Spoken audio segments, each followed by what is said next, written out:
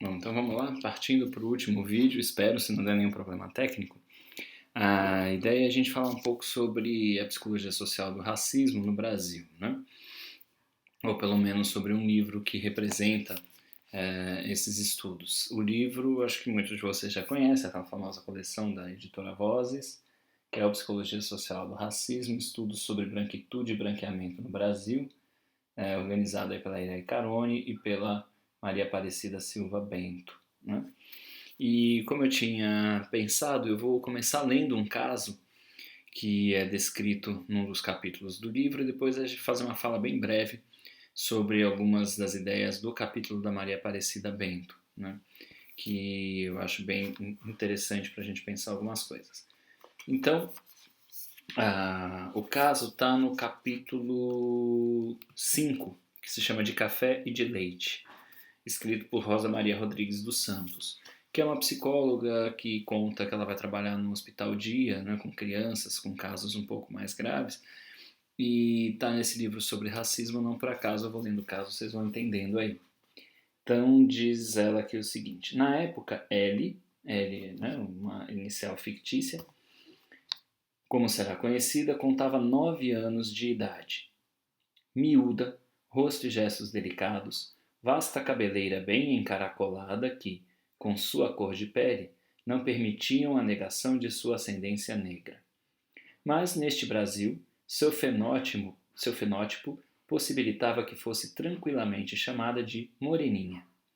Contudo, nada tranquilo era o modo como Ellie se autodefinia.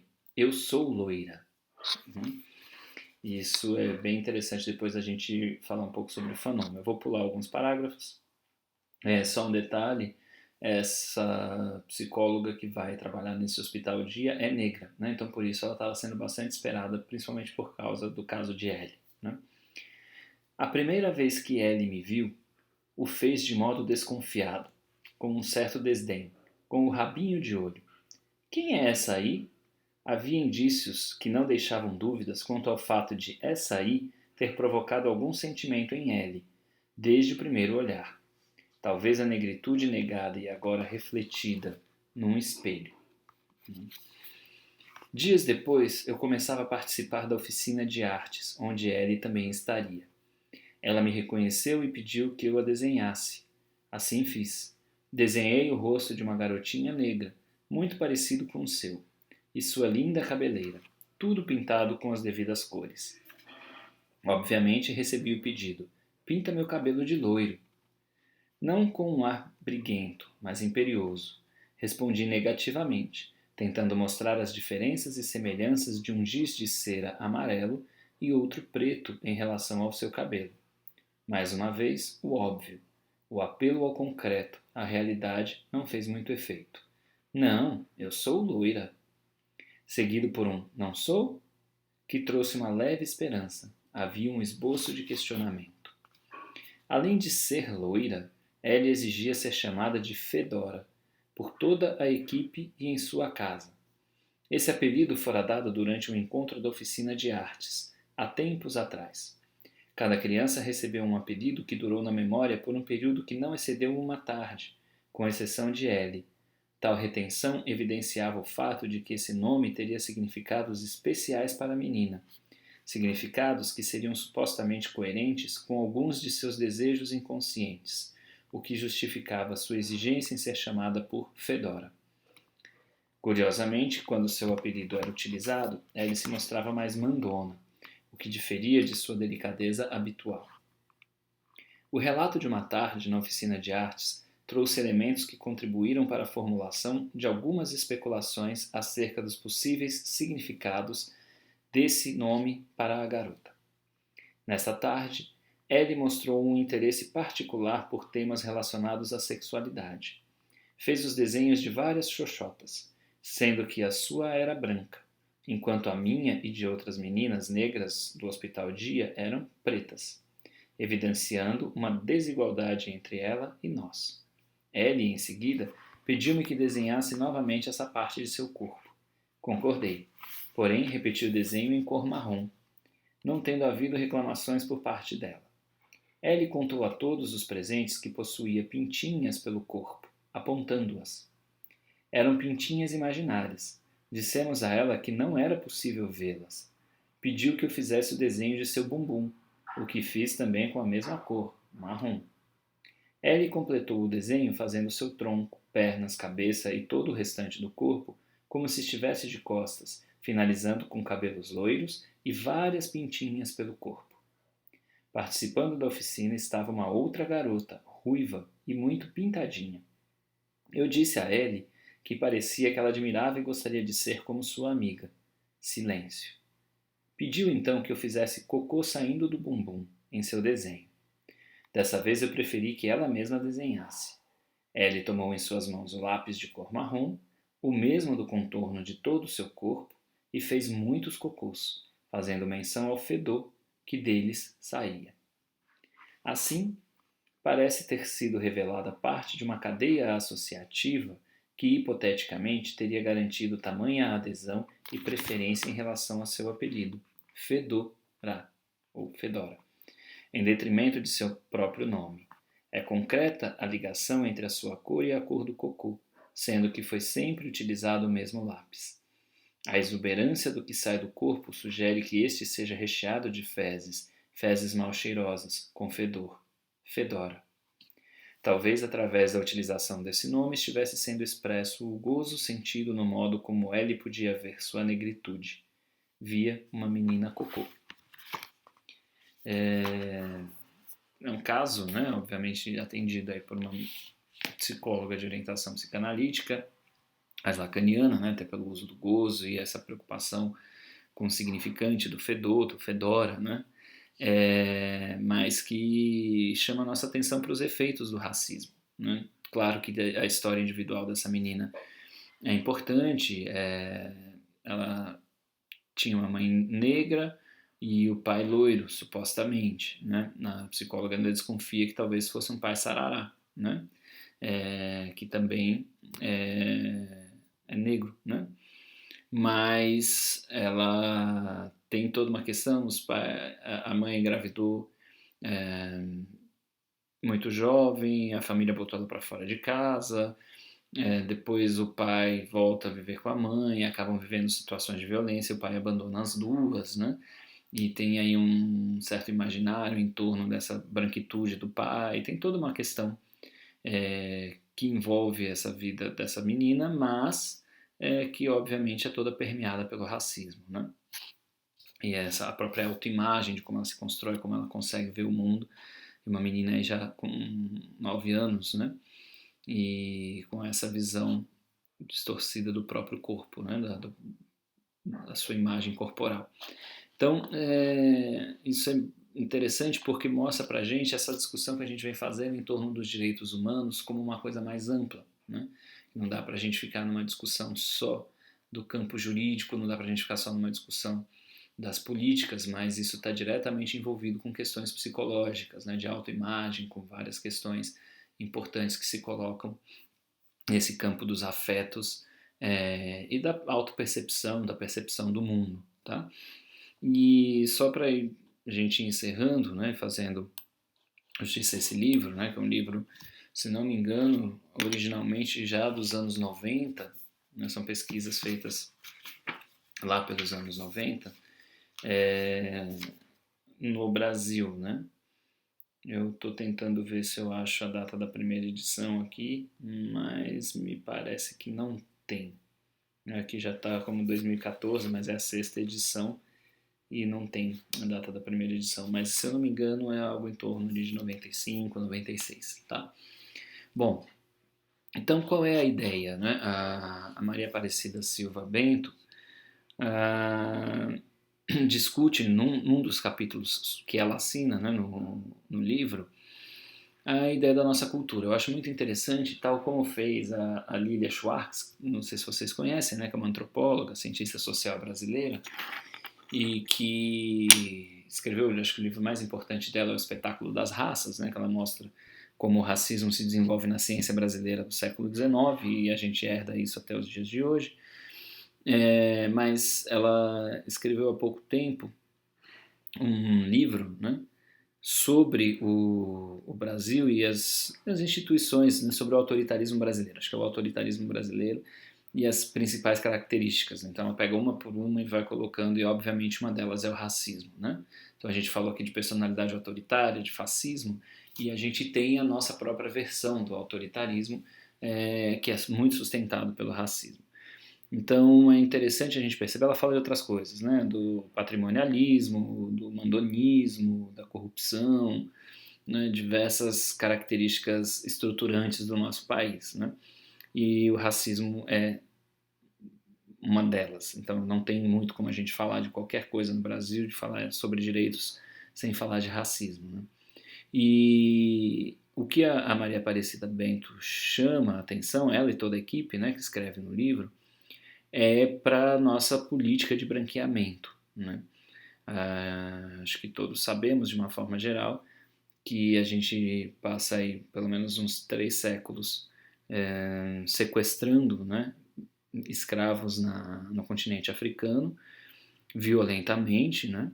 E depois tenta-se, com a República, a partir do finalzinho do século XIX, início do século XX, trazer muitos imigrantes europeus para o Brasil. Isso não é algo inocente, isso tem a ver com projeto de nação, com projeto de república, que parte de ideias científicas muito comuns no século XIX, no caso do Brasil, claramente iniciadas por um estudo pedido pelo Dom Pedro II para um cientista francês chamado Conde de Gobineau, citado inclusive pelo Adorno, né, como um grande racista, né, que faz esse diagnóstico de que o desenvolvimento brasileiro implica em seu branqueamento, né, em acabar com a péssima origem da mestiça com negros e índios. Então, a ideia de um projeto de país branqueado instaura ou reforça algo que já era instaurado, que é a branquitude do Brasil, né? Essa branquitude seria interpretada pela Maria Aparecida Bento, com bases na teoria crítica e na psicanálise, como um narcisismo, né? Um pacto narcísico da brancura, né? Então o silêncio histórico, a forma como a gente organiza o país, todo para os brancos, né? E não se discute isso, não se discute esse papel dos brancos nessa brancura, né? Nessa tentativa de branqueamento generalizado do país, e então mantém-se uma violência mais ou menos velada porque é explícita muitas vezes, né? A maior parte das vezes, infelizmente, mas tem-se a ideia, né, do o famoso mito do homem cordial, né, do brasileiro que aceita as diferenças, que é um país diferenciado porque aqui a gente tem uma diversidade muito grande, então é um país tranquilo, feliz, né? E isso me lembra a Maria Helena de Souza Pato fazendo um comentário sobre Foucault, e ela é uma estudiosa de Foucault, né, e dizia que a teoria do Foucault se encaixa muito bem na Europa. Mas a gente pensar a questão da mudança dos suplícios, né, lá do vigiar e punir, para uma violência mais simbólica, uma violência mais sutil, não faz muito sentido no Brasil, porque aqui a maior parte da população, e principalmente a população negra, é tratada efetivamente com violência direta, né? Não tem essa mediação da violência. Então ela dizia isso, né? É preciso tomar cuidado quando a gente importa teorias, ainda que sejam boas teorias. E me lembro também de um documentário que eu recomendo fortemente, feito pelo, tá me fugindo o nome dele agora, coincidentemente ele é amigo de um professor da UFES, ele veio para a UFES para fazer um comentário sobre um dos filmes dele, e depois a gente sentou no Quatro Estações para bater papo, tomar uma cerveja, eu não tinha a menor ideia de quem era, fiquei lá falando um monte de besteira sobre cinema, e aí quando eu assisti esse documentário na Netflix, eu acho que já tem no YouTube, eu descobri que era ele, meu Deus do céu, né? Que vergonha. Mas é o documentário Guerra do Brasil.doc, que vem justamente acabar com essa tese, né? De que é um país que não tem guerras, que é um país que vive em paz, é um país privilegiado, e mostra que a guerra é tão estruturante do Brasil que a gente já se acostumou com ela e quase que não a vê, né? Então é a guerra contra os índios, é a guerra contra os negros, é a guerra contra estudantes e políticos, é a guerra contra o narcotráfico, né? Ou contra o crime organizado. Então o Brasil vive em guerra desde sua fundação, né? A guerra é constante, a gente fala sobre outros países que vivem em guerra como se a gente vivesse na paz, né? Eu me lembro que o primeiro choque que eu tomei em relação a isso foi porque eu tinha duas colegas de turma que eram judias, né? E uma delas resolveu ir morar em Israel. E eu falei, você tá maluca? Você vai morar em Israel? Vive acontecendo coisas violentas ali na faixa de Gaza e tal. E daí ela respondeu com morre bem menos gente do que em São Paulo todos os dias, né? Ou seja, a guerra aqui é pior do que a de lá. Só que a de lá é noticiada e a daqui a gente aprendeu a fechar os olhos porque acontece contra uma população que nunca foi bem vista, né, na nossa cultura. Então, essa ideia que a gente discutiu do narcisismo das pequenas diferenças, do narcisismo coletivo, né, vai ser interpretado pela Cida Bento como esses pactos narcísicos feitos pelos brancos. Então é um pouquinho pior porque ele nem sempre é inconsciente, né? Esses pactos têm uma força inconsciente muito grande, mas são pactos que a gente vai aderindo e que muitas pessoas sabem dessas diferenças e acabam construindo. E esse branqueamento, então, tornou-se identidade nacional, né? Ou seja, sentir-se brasileiro é sentir-se branco, ou fazer parte de um grupo branco privilegiado. E isso, obviamente, afeta a subjetividade negra, né? Como a gente viu ali no caso da menina, e obviamente isso acontece em vários aspectos, como mostra o Fanon, né? Então é a gente pensar em como a colonização, a colonialidade acontece no nosso país e como ela é constante e ela mantém uma estrutura subjetiva da escravidão muito forte. E para poder enxergar isso, né, para a gente poder perceber isso, há uma questão epistemológica de base, e isso eu acho muito bonito desde a primeira vez que eu li esse texto da Cida Bento, e ela cita a referência e não aparece no final, então eu não consegui ainda encontrar. Ela diz que usou isso no mestrado dela. Se alguém conhecer esse ou essa autora, eu acho que é uma autora. Deixa eu ver se eu acho o nome aqui para eu ler esse trecho para vocês, porque eu acho muito bacana. É Montagnès, né? Montagnès com acento no A. Tá, parece só como Montagnès 1900. Ela, tá aqui. Ela chama atenção para o fato de que se o referencial do pesquisador está instalado naquilo que simbolicamente tem representado o poder masculino e europeu branco, este olhar é o do opressor, que desde a colonização buscou ocultar suas razões e seus interesses. E o que ela fala é isso, né? Se a gente continua construindo uma ciência que está baseado, a gente olha para o mundo com esse olhar do homem europeu, né? A gente vai ter muita dificuldade de transformar alguma coisa no nosso olhar. Então é a gente pensar que o racismo está inclusive nos nossos métodos, né? Na nossa forma de olhar para o mundo e de olhar para si mesmo, né? Então eu destaco esse trecho porque ele é muito forte, né? Tem a ver com algumas das coisas que a gente já discutiu. Então, é o não optar pelo lugar do pai europeu, né? Então, do patriarcalismo ocidentalizado, e sim pelo da mãe índia ou negra. Então, essa é a proposta de Montagnès que Cida Bento traz para a gente, né? Para a gente entender o nosso país e, de uma certa forma, entender as subjetividades com as quais a gente lida, que lutam por direitos não só no campo aberto, né, da esfera pública, da luta nas políticas públicas, mas que precisa lutar por direitos internamente, né, para poder se libertar dessas imagens, ou como ali propõe o Fanon, nessa ascensão psíquica, né, e que é uma tarefa, obviamente, não só das pessoas negras, mas é uma tarefa de todos nós pensarmos essa ascensão psíquica como uma conquista de direitos no sentido mais pleno do termo, e que a gente vai ver mais adiante aí com Honneth, com Winnicott, né, para pensar esse aspecto do direito. Tá? Então, citando, né, praticamente a conclusão do texto da Cida Bento, né, ela coloca, eu acho que em consonância com Fanon, que é uma das referências dela, já ela aí unindo, né, o Fanon, teoria crítica e por aí vai. O movimento negro tem colocado sob fogo cruzado a violação de direitos do povo negro e tem explicitado a verdadeira cara desse país. Esse movimento gera condições não só para a recriação das identidades, né? Então a negritude não luta só pela negritude, né?